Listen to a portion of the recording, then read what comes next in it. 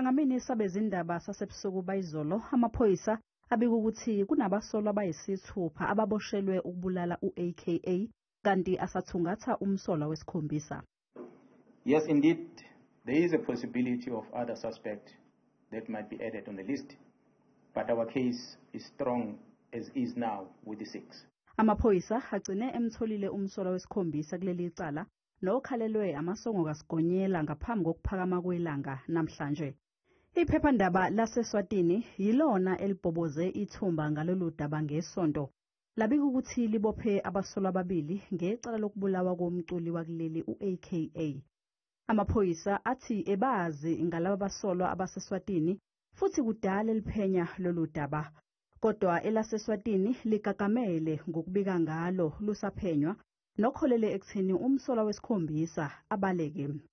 We found a house where they were hiding in Swaziland. So through information we could spot them and we got informers to tell them and give us their photos and we could confirm their whereabouts.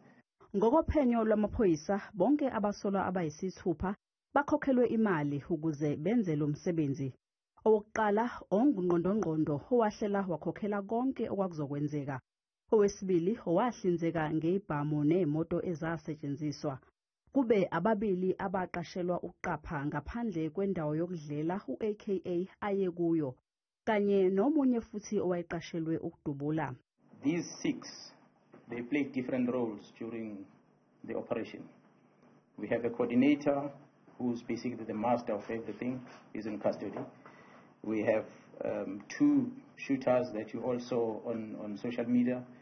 Amaphoyisa athi awanalo ulwazi kwamanje ukuthi kwakuyini inhloso yalokho kubulala. We are all interested really to know because it's very clear. It was not just somebody that woke up in the morning and got angry. You can see the build up and all that coordinating. Izakhamuzi zakuleli ziphawulileke ngokuboshwa kwabasolwa ngokubulala u-AKA. I'm happy, since justice has been served. I mean, look at what they did to him.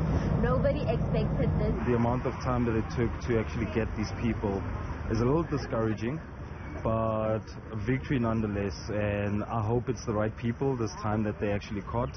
Bonke abasolwa bangaphansi kweminyaka engu-36 kanti kulindeleke ukuthi bavele enkantolo kusasa. Abase Swatini bebengakabuyiselwa kuleli.